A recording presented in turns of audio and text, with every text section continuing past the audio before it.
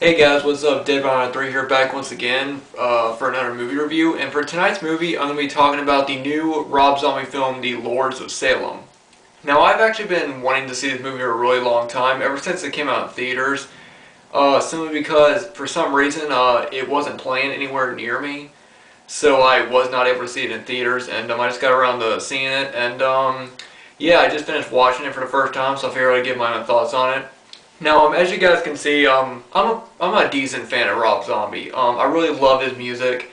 As for his films, I think that he brings new energy and more creativity into his new films. I know that a lot of people hated the Halloween remake because of the big differences and things like that. But I actually enjoyed the Halloween remake because I think that he brought something new and fresh into it and brought it to a new level, telling about, Michael Myers when he was in the hospital and then going and redoing the original. So when I went to go see when I went to sit down and watch The Lords of Salem, I was pretty open-minded about it. And basically the movie is about this woman named Sharon Moon, played by his wife, Sharon Moon Zombie. I forgot her name in the actual movie. But basically, she's part of this radio sort of team with two other guys, and they basically just play music from local rock bands where they are in Salem. And she ends up getting this really old crate that's it was mailed to her. And when she opens it up, it says that it's a record from a band that are calling themselves The Lord. And so, of course, they're gonna play it. They decided to play it on the radio station.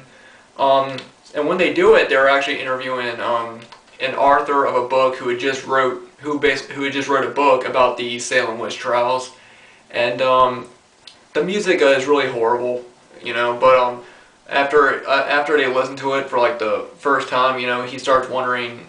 The author of the book starts wondering a little bit about the Lords, and his wife ended up recording his interview on the show, and so he ends up playing it back and starts putting stuff together. And he comes up to believe that maybe the band represents the Lords of Salem. So while that's going on, Cheryl Moon, after she reads it, she starts getting really bad migraines, and she starts becoming really antisocial. She lives in an apartment complex with her dog, and these really old woman that's there. I think there's about 3 old women, and basically they're what was the woman? I think she's her landlord, and basically she's this normal sweet old lady, very, polite and things like that. Polite and, what's the word for it? I can't remember. Kind of elegant. She lives in a really nice apartment, so,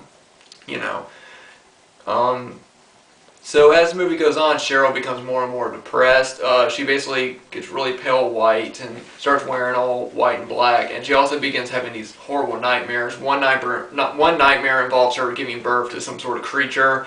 She also has dreams about the witches of the Salem witch trial as the old women, and basically she's involved in a satanic ritual or something like that, and as the movie goes on, one of the guys that she has a radio show with used to be her boyfriend, and he's trying to work things out, and you also find out she used to be a drug addict, and basically they just assume that she's back on drugs, and so he wants to help her out, and he keeps calling her, and she keeps forgetting about him, not calling him back or whatever. They're all really worried about her. Ken Ford, he actually plays the other DJ on her show, which I thought was pretty cool, because when I looked at him, I was like, he looks familiar. And I was like, oh, it's Ken Foree. Also, of the 3 women, one of them is played by Dee Wallace, who, as you guys know from The Howling, she's pretty well known in the horror community. So it was cool seeing her. When I first saw her, I was like, she looks familiar. And I was like, oh, it's Dee Wallace. But basically, as the movie goes on, she basically just turns into like this sort of zombie-like dead thing, and basically the old women are of course witches, and they are worshipping her basically, and she's supposedly, I don't want to give any more of the movie away, but she's supposedly going to give birth to the prophet, their prophet, basically Satan's baby, something like that.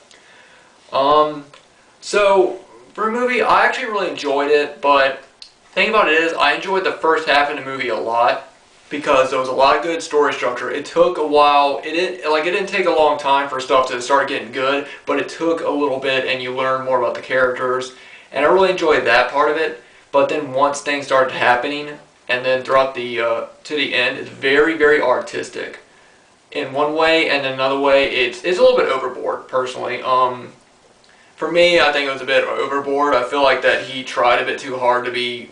I think Rob tried too hard to be artistic at the end of the movie, and I was disappointed because I wanted the whole movie to be like the first half. Because the first half was kind of slow moving, and she got into it. It had some creepy moments into it, but then it starts just going crazy at the end, and that's where I kind of lost it.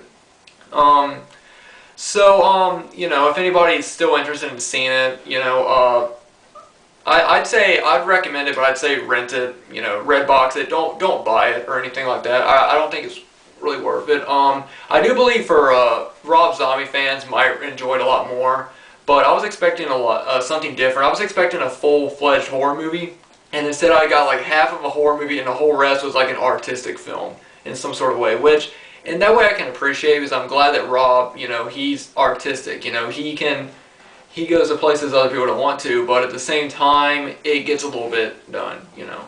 So, you know, like I said, guys, if it sounds interesting to you, I'd still recommend check it out. I'd definitely give it 2, maybe 2.5 stars for its creativity. And, yeah, I think if you're a Rob Zombie fan, you know. But, if you're not a Rob Zombie fan, stay clear of this because you're probably going to hate it. I was kind of on the fence about it. I enjoyed some of it, and then some of it I did not. So, for me, you know, I mean, like I said, I'm a Rob Zombie fan, but I'm not a huge fan of him. I saw him live once, and he does great music, and I've seen all of his other films.